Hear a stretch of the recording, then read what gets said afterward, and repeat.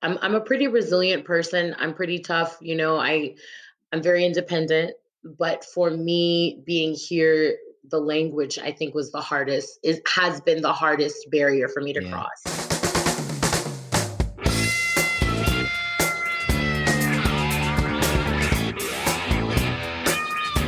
It's the Germany Experience, the podcast about life in Germany as seen through the eyes of outsiders, and I'm your host, Sean. Visit thegermanyexperience.de to access all my episodes and get in touch at thegermanyexperience.de/contact or leave me a voicemail on my site. And while you're there, sign up for my newsletter. Just, get some information straight in your email inbox. Now, this year at Advent time in Germany, there are a lot of things that we don't have. We don't have large family gatherings, we don't have Christmas markets, and we probably won't even have overcrowded stores as people rush to buy gifts. But what we will have is a tradition that started last year. If you were listening to the show back then, over the 2019 Advent period, Nicole of the Expat Cast and I faced off against each other to see who could raise the most money for charity. Now, it wasn't important who won or not, but I won. And we call that the first ever German expat podcasters face-off, or SEGEPADFO for short. I don't know if you could hear the quotation marks there. And this year, guess what? It's SEGEPADFO, the second ever German expat podcasters face-off. It's no more easier to pronounce this year or to remember, but it's back. And there's a short bonus episode that I released yesterday explaining it. Nicole and I chatted about what we're doing this year. So go and listen to that. This time, there's only one charity, and that's a charity called Über den Tellerrand. Now, what they do, they're a Germany-wide organization that brings Germans and foreigners together over a plate of food to connect, practice language skills, and promote intercultural competency. The Freiburg branch, which is local to Nicole, is raising money to create a portable kitchen that would enable them to expand and improve their events. And we'll get more into Über den Tellerrand as the weeks progress over the Advent time. But that's what you need to know now. That's the cause that we're donating to, because it's a really great way of integrating different cultures and making sure that we don't end up with dysfunctional situations when people don't integrate. So even though there's one charity, we'll still be competing. So if you donate, be sure to write the podcast that you're donating on behalf of in the comment field. It's a little box that says your public comment, and it's optional, but it would really go a long way to telling us that you donated on behalf of one of our podcasts. So just write in either the German Experience or the Expat Cast. For all the details, go to thegermanyexperience.de/charity 2020. And this, just like it was last year, is something that is very dear to my heart. One thing that Nicole and I do agree on is that Germany has given us both so much, and we really want to give back in some way over this Advent time. So get donating. thegermanyexperience.de/charity 2020. And it might seem like we're working together, by the way, but don't get me wrong. I still want to take Nicole down. She's my rival. I want to take her down. That's the way this works. And by the way, speaking of, there will be challenges along the way, and Nicole has already issued me her first one. I must write a jingle for SEGEPADFO by next Sunday. No problem. I'll just bang a tune out. It's very easy to write songs after all. So there'll be a jingle hopefully coming up before next Sunday, so there's a little bit of pressure on me. Another thing that I want to talk about is in a few weeks, I am planning a sort of the last episode of the year. I'm going to take a break for the second half of December, and I want to do an episode called Postcards from 2020. And I need your input. I need you to give me your thoughts and feelings about 2020. And essentially, I want to know, what was 2020 like for you? What did you learn this year? And more importantly, what message do you have for other people going into 2021? What do you think 2020 has given you that you have a message to give forward? I would love to hear your thoughts. So as I said at the top of the show, you can contact me at thegermanyexperience.de/contact, or you can write me an email at info@thegermanyexperience.de. And across my social media channels, I'll also be putting out that request to get your postcards from 2020 for an episode that's going to happen in a few weeks' time. Now, we're on to my guest. She is Alicia, and she's a soul and blues singer from Texas, United States of America, and she's releasing her debut EP next year that she is recording in Germany, actually. She's only been here for a year, and What a turbulent year to move to another country. I mean, being far from home is hard enough at the best of times, but with everything that happened, especially as an American this year, it was particularly tough. And I first noticed Alicia way back in May, June, after the death of George Floyd, when she was very vocal on her Instagram account. And I thought it would be great to get her on and just hear more from her about how she is part of something that is happening very far away from her. So it's, what is it like to feel the need to contribute to this cause that's happening in her home country of America, but being here in Germany? So she talks a bit about that. We also talk about her music. We talk about why she is in Germany and also how her time has been in general here in Germany. Here is Alicia to explain it all. Take a listen.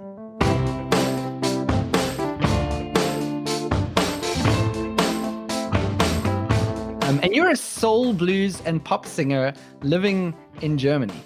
Yes, I am. What a strange combination, huh? What a strange combination. But we're going to get to that. We're going to get to your why you're in Germany. We'll get to that shortly. But you're originally from Texas, aren't you?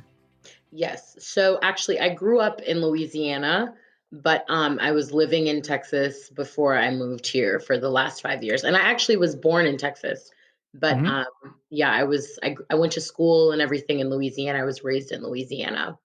Okay. I mean, first of all, I must ask you: are you a professional musician or is this a hobby musician? I assume it's professional, right? I mean, I consider myself a professional, but I guess you got to ask the audience members. Yeah. Okay. But you're doing it full time. This is your livelihood. I'm not doing it full time. I'm doing it part time, but I would like to do it full time. Okay. I'm All also a right. student. So for me, though, the focus and what I would love to do, every day of my life is music, but that's not always sustainable. Yeah, it's always the problem with the arts, isn't it? It's you never know where the next job is coming from or where the next thing is going to be. But what I can say for the listeners that maybe haven't known it, I'm going to put all the links, or I'm going to put some links to YouTube videos in the show notes. But you've got an incredible voice. You're Thank insanely you. talented. Yeah, Oh, thank you. Thank you so much. I appreciate that. yeah. So how did you get into music? So I've been singing since I was really small. I was always in like school plays and musical productions. And at one point, I was into acting and stuff when I was small. But for me, it was always about the music. I loved being in choirs. We had choirs in my schools. That's one of the things that I really appreciate about the American school system is like the heavy, heavy focus on the arts, especially Right. at a young age, for students. And so for me, it was about singing at school. I was singing in church, Wow. every week I was singing in church. And that for me definitely had a huge impact on my love of music. Right. So it's from a very young age, as these things often Yes, are. exactly. So how did you end up in Germany now? So I ended up in Germany because I actually was dating somebody who's from here. Okay. And at one point, I knew I wanted to leave the U.S. but I was kind of looking at all my options and thinking, okay, where can I go? I know I want to be in Europe, but what is the best place for me to be? Especially because of school as well. I knew I wanted to pursue a master's degree, and it had to be in a place that was affordable and offering something that I would want. And so for me, Germany was the next step after a long list of considerations of other countries, but I ended up with choosing Germany, and I'm really glad that I did. Okay, so it sounds like you're having a good time in Germany then. Yeah, now. Okay, we'll get to your trials and tribulations shortly because it sounds like there are some. But why not the USA though? What was the attraction about going to Europe? So for me, I've been to Europe a bunch of times before actually moving here. So I already knew that I just found like the lifestyle here more attractive. For me, it also was about cost. Like I knew that getting a master's degree in the States was going to cost me a lot of money, Yeah, just because higher education is just expensive. And I knew that healthcare was going to be expensive. I mean, there's so many like expensive things about the lifestyle in America, and that I wanted to kind of get away from. And part of that was the stress of money. Even though I Right. was working full time as a social media manager and web manager, that still did not alleviate the stress of, having to pay for everything. And I knew that coming to Europe, especially Germany, would be pretty cost effective for me. And that would get rid of that level of stress that I had. And I was totally right about that, because now I don't have, those kinds of stresses. Yeah, I'm always amazed when I meet Americans that almost every single one of them are being followed around by student debt, at least. Oh, yeah. It's incredible, the amount of It's student debt that expensive. people have. I went Yeah. to I went to the University of Louisiana at Lafayette, and it's not a crazy expensive school. Like, it was just like an average, and my bachelor's degree cost me $40,000. Wow. 40,000. And that's a cheap school, like I have friends who went to private institutions and Ivy League schools, and their debt is 3 or 4 times mine. That is So insane. it's Yeah. insane. And when I tell people here how much it is, especially other students, they can't believe it, Yeah. because here it's like, I think I pay like 500 euros or something a semester, which Yeah. is the cost of like my books for one semester in the States. So, hey, I like Germany. Yeah. Yeah, it's a very attractive thing, the study here. And you can study in English are you studying in English or are you studying in German? Yes, so my program is in English, Right. and that was one of the main things for me, was to be able to find a program that I could study in English, Hmm. and that's what I found. And so for me, it was mostly about finding something affordable and something that was going to benefit me, and the US, I mean, it's expensive in a lot of ways, but there are some benefits, like there are major differences within the schooling systems here Yeah. and back home. It's like you pay a lot, but you can kind of expect a lot from the university because you're paying so much. So there's small differences, like just like offices being open every day from 9 to 5, always having access to the people you need, entire staffs dedicated to helping international students and Yeah. housing and all of that stuff. Here it's a little bit more bare, I think, in terms of like staffing, Right. and it's more, you have to be more independent. You have to be able to get a lot of this stuff done by yourself. Okay. I guess that does make sense because, like you say, you're paying a lot less here in Germany for that tuition. Yeah. Um, so you're here to study. You've been here. How long did you say? I've been here for 1 year, just 1 year. 1 year. So you're fresh. You're still fairly new in Germany, right? I'm still a baby here. And how long is the plan for?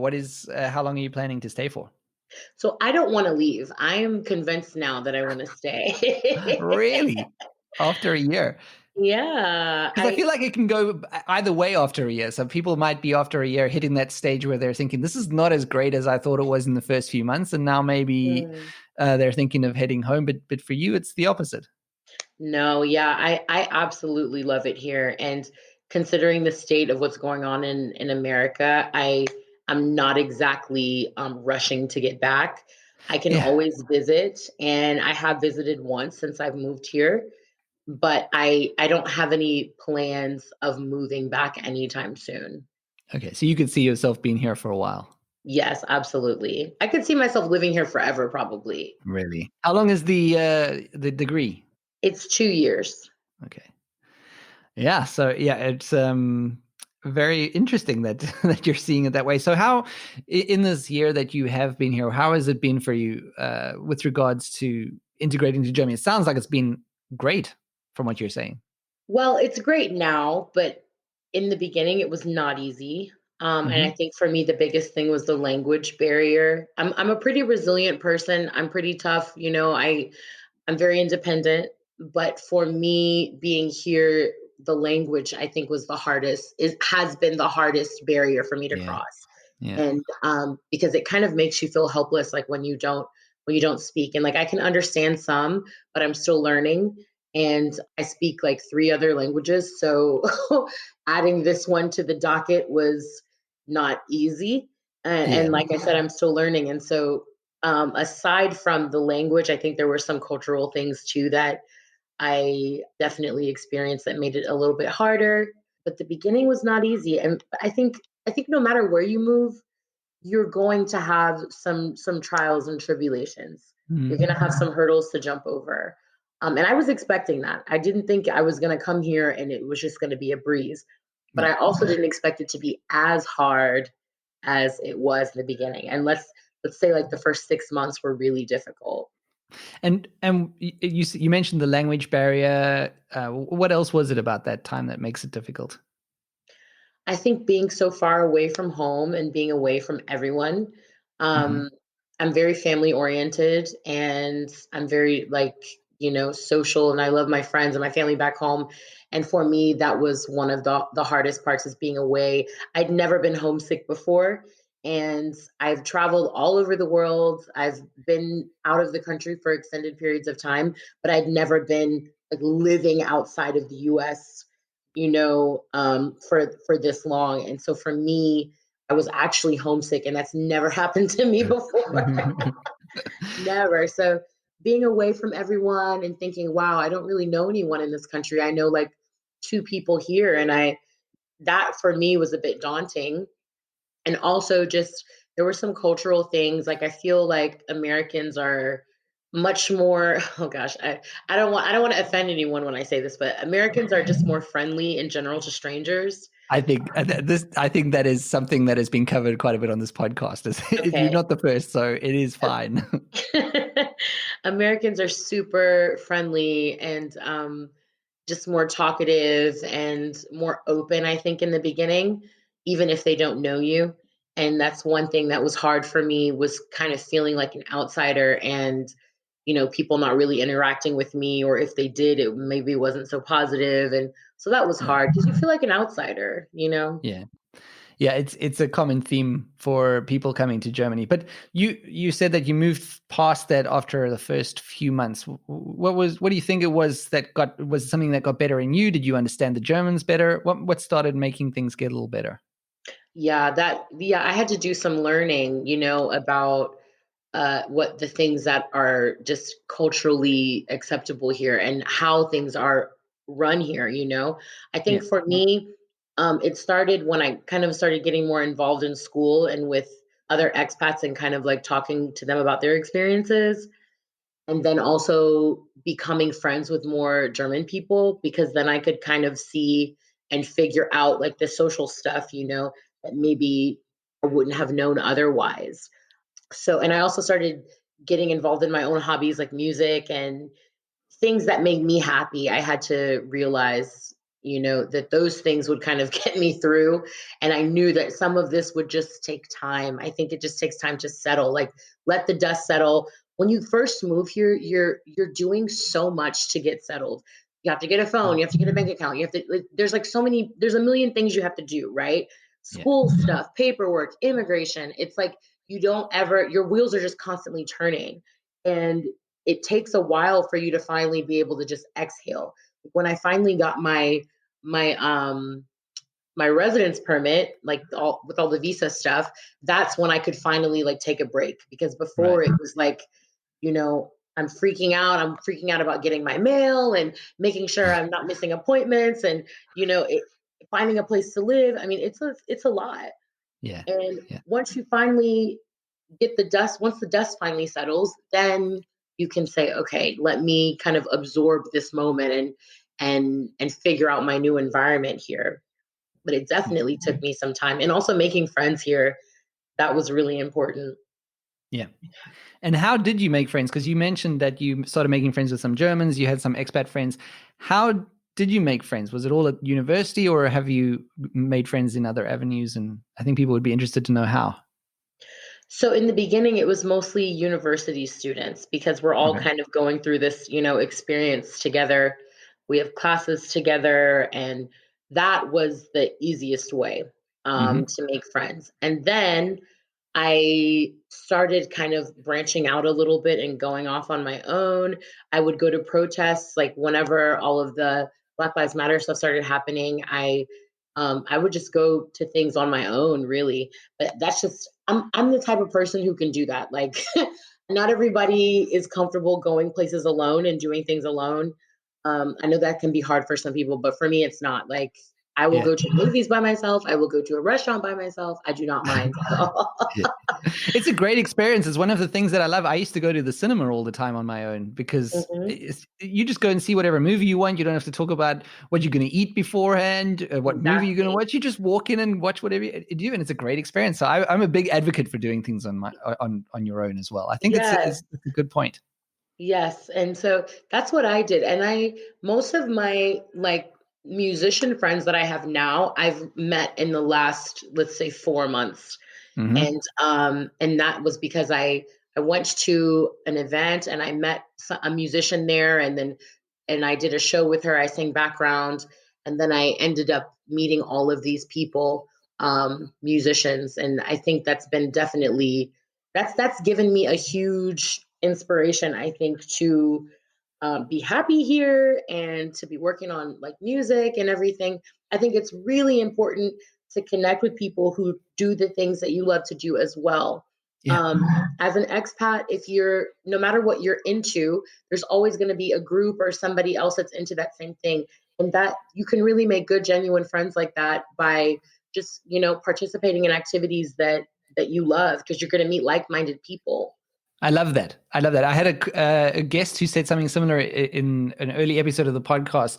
His quote was very similar. He said, "Just seek out the things that you love, and the people there will be the people you want to hang out with because the interests and the passions are common." So it's a great Exactly. bit of advice. And that makes a huge difference, I think, because you're doing what you love, and then you're meeting people who genuinely love those things too. And then, Yeah. Yeah. yeah, it's like genuine friendship as opposed to it being kind of like forced, I think the university setting was good to start, but it didn't necessarily mean that all of these people were people that I would call up for brunch or something on a Saturday. Yeah.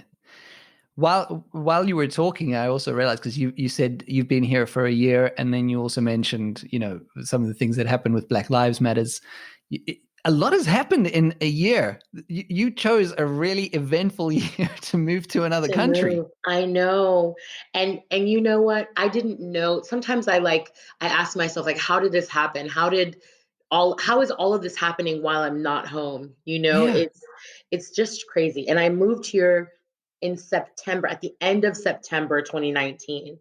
And so this year has just been incredible. Like, I am just shocked at the amount of history happening, Yeah. um Yeah. and I'm not home to see it. And so sometimes it's like a double-edged sword. Like, on one hand, I'm grateful to not have to deal with a lot of the issues that I had to face in America, and on the other hand, I feel kind of guilty that I'm not there, being able to participate and make change.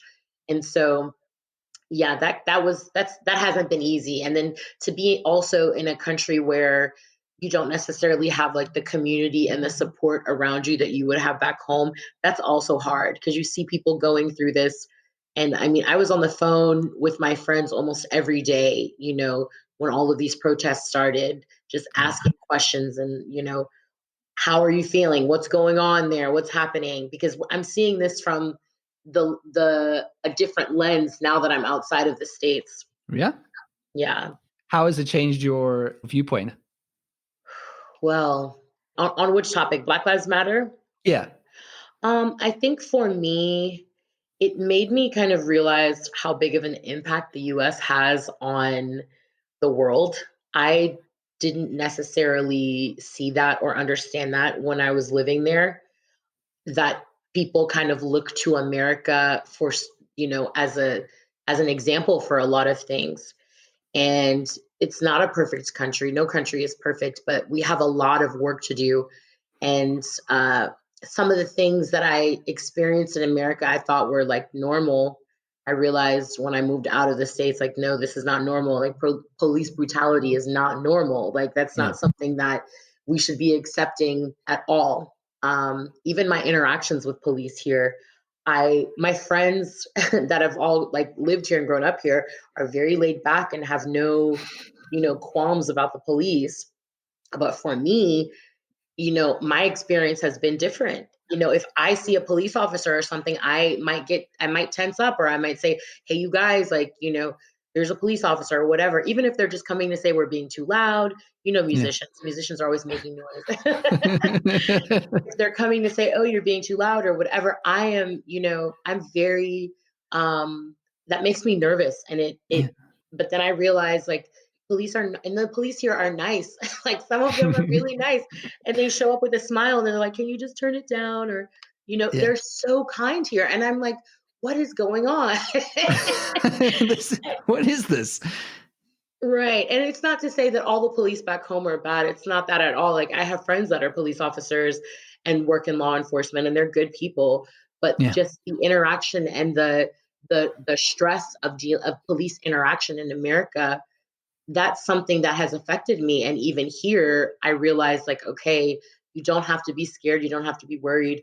I've been pulled over in my car before in the States, and had, like, a really bad reaction to that, because I was scared, even though I didn't do Yeah. anything wrong. Yeah. It still scared me, because I thought, what if I'm the next person, that's going to be on the news tomorrow, Yeah. or, or whatever. So it's just, I've had to realize that, like, there's some stuff that happens in the States that's just not okay. And I also, when I saw the effect that the movement had on the rest of the world, and how people all over the world were marching, that gave me some sense of hope, Yeah, it was amazing to see the reaction here in Germany as well, with all the people going out on the protest marches and all of that. And you went to, like you said, you went to a few protests, but I saw on your Facebook, I remember seeing this actually back in June, I think it was.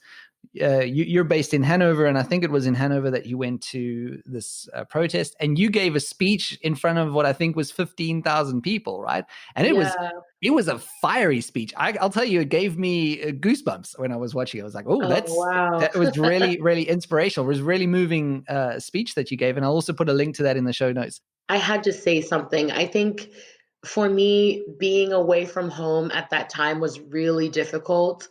And it's such a historical time, it's such a historical moment. And I felt like I have to do something. I have to say something. I can't, like, let this go by without speaking. And I just contacted the organizers of the protest, and I said, hey, would you guys mind if I came and said a few words?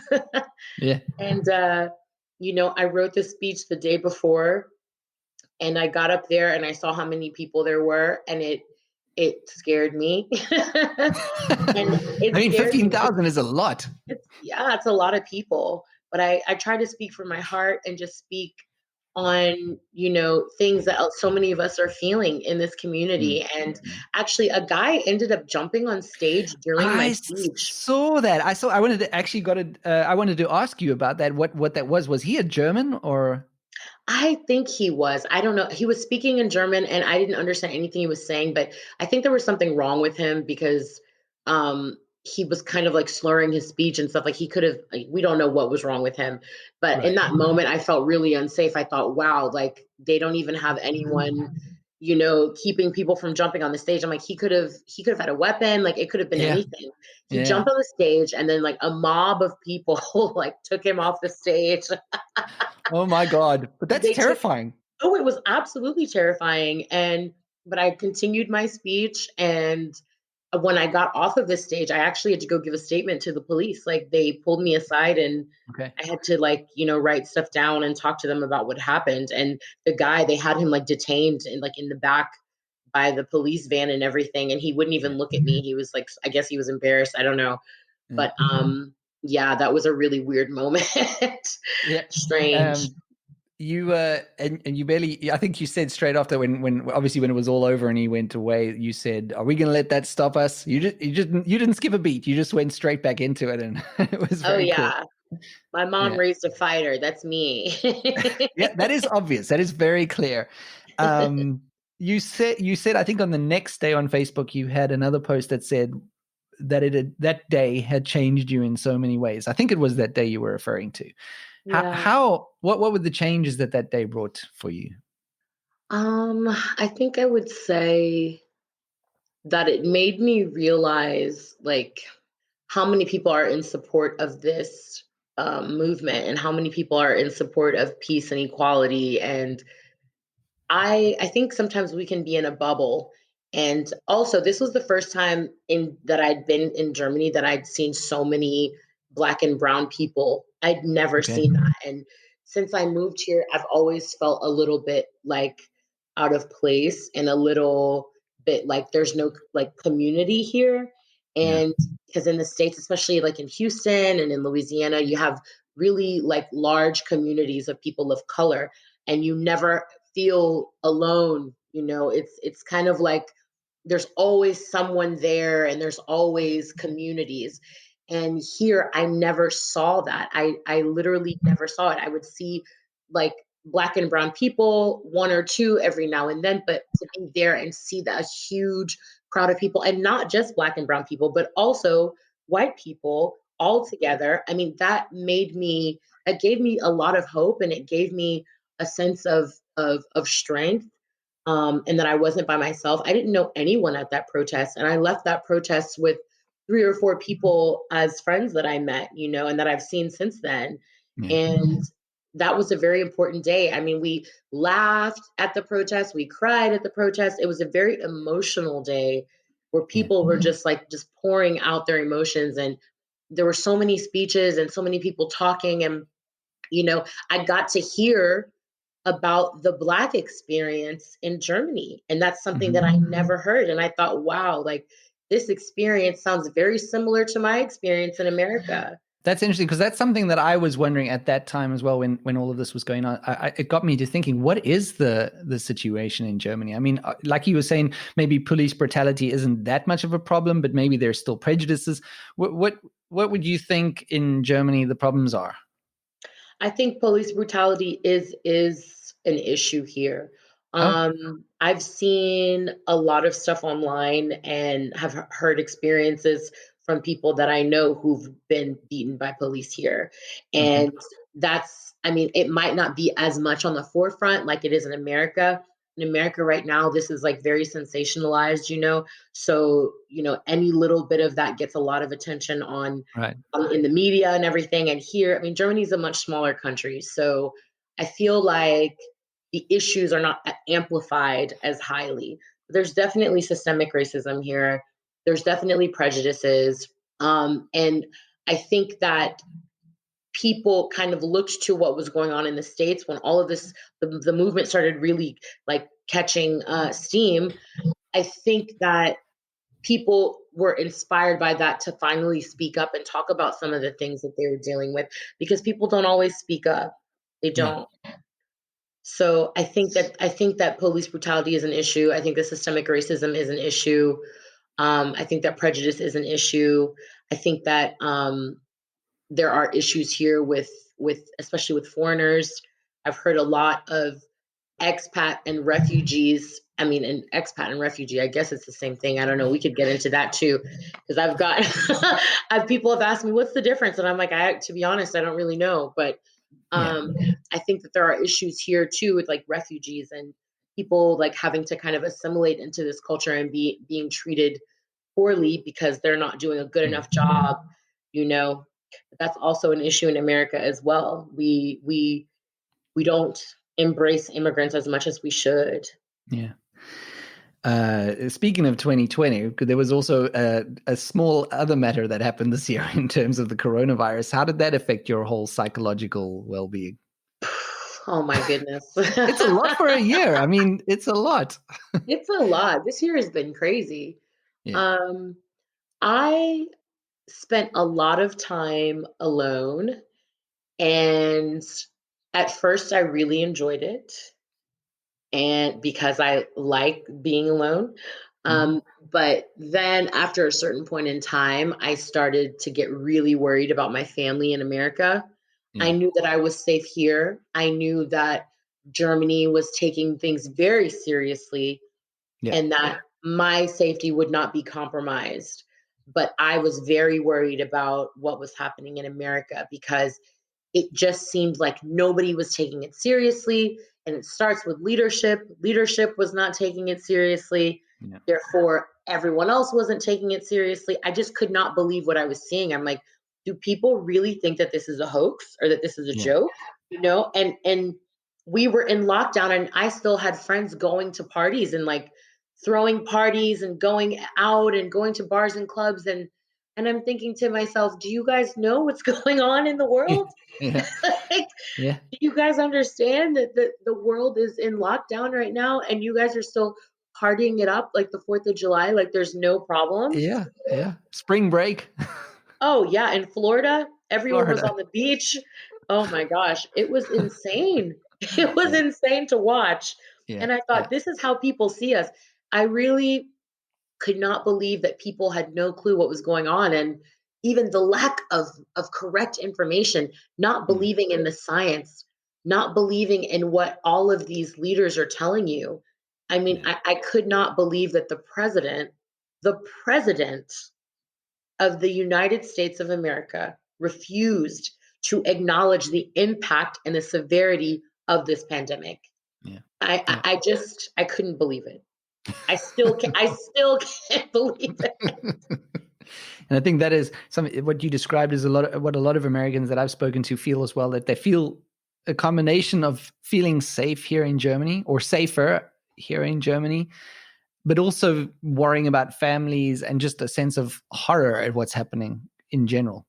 Yeah, It's crazy. it's It's crazy. been quite a year, and let's hope 2021 is nice and boring. That's all we Yeah, want. oh yeah. I've had enough action for the next 10 years. So I want to move on to your music now, Okay. and talk about the music that you're making in Germany. So you must have done a lot of performances and so on in the United States before you left, right? Yeah, so before I moved here, I was working on music as well, but I did have about probably like a 2.5 year period where I wasn't so much focused on music. I was just working. Mm, And I couldn't really focus on music because I was working 9 to 5 daily. And so that kind of makes it hard to pursue the music stuff. And I did release a single back home. Yeah, but then after that, I took a bit of a hiatus. But since I moved here and started getting involved, it just inspired me to get the ball rolling again, yeah. basically. Okay. So you do, as we said at the beginning, you do soul and blues. And do you do originals? Do you write your own songs? Yes. So I Okay. write my own songs, but I also do covers. So whenever we have a set, at a venue on stage, we usually play like an hour to an hour and a half, and it's a mixture of covers and originals. But I Hmm. do write my own music as well. Have you been writing this year?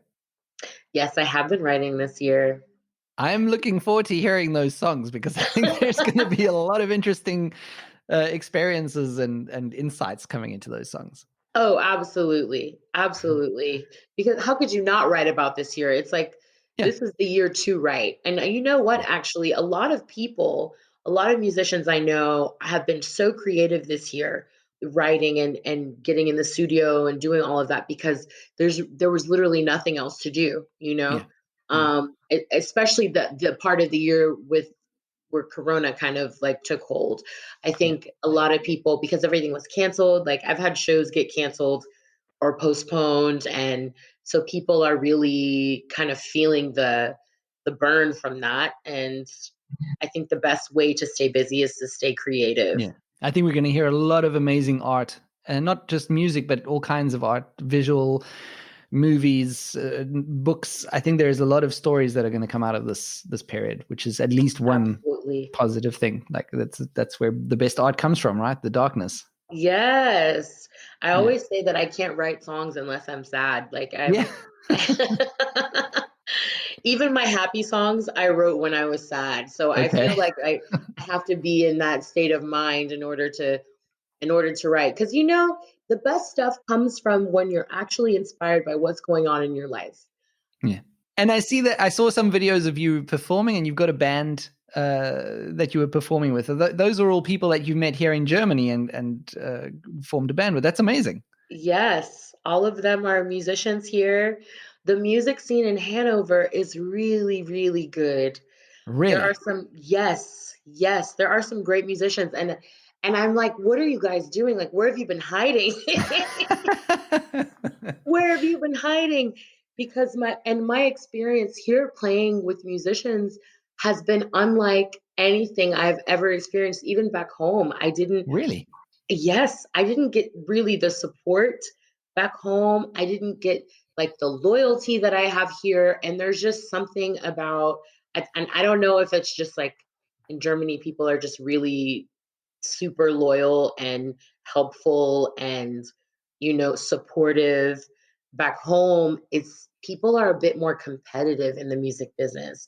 Yeah. And a lot of people, and it's not to say I haven't had good experiences back home. I've had good experiences, but I just find that here people are more supportive. Other musicians are more supportive with you, even if they've got their own projects. Some of the people that I work with have their own projects. They're artists themselves, or they're in Yeah. 3 other bands, Yeah. but Yeah. when people really believe in you here, they stick with you, they support you. And I really appreciate that. Okay. How do you communicate? Are they communicating with you in English, or are you switching to German to communicate with your band? What does that communication look like? I speak with them in English. But all of them, 95% of the time, are speaking in English. Right. But sometimes when they're talking to each other, they're speaking in German. And I'm totally fine with that. And I encourage that actually, because it helps me to Yeah. listen and it helps me to learn. And also, I'm learning like music terminology. I'm hearing them, use vocabulary and stuff that I wouldn't hear in any other setting. Yes. So I do appreciate that. But when they talk with me, most of the time it's in English. And then sometimes they do talk to me in German. Okay. And I understand enough to be able to say, okay, I can't always communicate back with them. Mm. But yeah, I understand, I think, more than I can speak, which is one of the things that I have to work on. Yeah. But they mostly speak English with me. Mm. Everyone is pretty flexible with that. And they like speaking English. That's one thing that I don't get often is that sometimes people find out that you're from the States and they want to talk to you in English. Like they don't want to talk German with you. They want to hear your accent. They want to talk with you in English. And that can be good and bad. But I think that also is kind of like enabling my my my bad habit of not, focusing on learning and speaking German. And one of my band members speaks French too. So I speak French fluently, and sometimes we talk in French. So at any given time, you might hear 3 languages in a rehearsal. Pretty cool. Pretty cool. Yeah. Yeah, you said you speak 3 other languages. I think it was 3 other languages. So French is one of them? French. Yeah. So I speak a total of 3. So English, Right. French, and Lingala, which is a language from the Democratic Republic of Congo. Oh, And yeah, so how I'm a did first generation American. I was born in the States, but my parents are Congolese. okay. So yeah, I grew up speaking French and Lingala with them and English because we were in America. But yeah, that's why I speak those other languages. So your parents understood as well the life of an immigrant, I guess. Then, Exactly. yeah, Exactly. And now I have a different kind of appreciation because you know, I think to myself sometimes when people ask me, why did you leave? Like, why did you come from America? Why did you go to Germany? I think, man, how did my parents feel? Like, how did yeah, my yeah, mom feel? And like to move across the ocean, to America where she didn't really speak English, and now she's more American than all of us. now that's integrating people. Yeah. So yeah, it definitely has given me a different perspective on what it takes to be able to move and, you know, go to a new place and start over essentially. Yeah, It's not easy. it's not easy, but very exciting that you've got an EP coming out. Yes. So yes, we record everything next week basically. It's 5 songs. Hmm. And they're all arranged and ready to go. And so I Yeah. start with the band next week and then I come in and do vocals later. Um, Okay. really excited about that. And these are songs that I wrote probably 3 or 4 years ago. So they're, ready to be recorded. Yeah. Yeah. I'm really excited. And they're kind of from a different time in my life, like when I wasn't even living here, but it just feels right to record the songs here and with this band. because we performed some of them live, actually, some of the songs. But yeah, I just felt like now was a good time to get in the studio and record and get it done. So the hope is that I can get it out in January, but it will probably be February Yeah. 2021. Okay. Alicia, to wrap up, what is the one bit of advice you would give to new foreigners coming to Germany to help them get through the difficult times in the beginning? I would tell them to be patient and find ways to stay connected to home, because oftentimes that's what gives us the strength to keep going. So if that means, talking with a friend from home once a week, then do that. If that means, watching like your favorite show from home or cooking meals from home. I know for me that was important to eat like home cooked meals of, a very American food. Which That is not easy to do here. It's not. I'm like thinking about Thanksgiving and Christmas and how I'm gonna put together, my green bean casserole. I'm thinking Okay. about that. I think my mom is gonna send me a box with some, some cooking supplies because some things are missing. But yeah, find ways to stay connected to home and just be patient. Like embrace your new life, your new space, but um, you have to find ways to stay happy and stay inspired, and that way you won't feel so alone. You don't have to, just because you move to a new country, it doesn't mean you have to completely strip yourself of your identity. Yeah. You can still be you. You can still be involved with home to a certain degree. So that's what I would say. Yeah, great advice. Great advice. Alicia, thank you so much for coming on the podcast and taking your time. It's been so much fun to talk to you, and you're insanely talented and you've got a lot of very interesting points of view. So I appreciate you coming on and sharing them. Thank you so much. Thank you for having me. It was really awesome to be here. All right, that's it for this week. Music in this episode by my band 10 Cent Janes and additional music by Ryan Anderson until the end. Thank you for listening. Don't forget SEGEPADFO, get donating. I'll speak to you next week. Auf Wiederhören.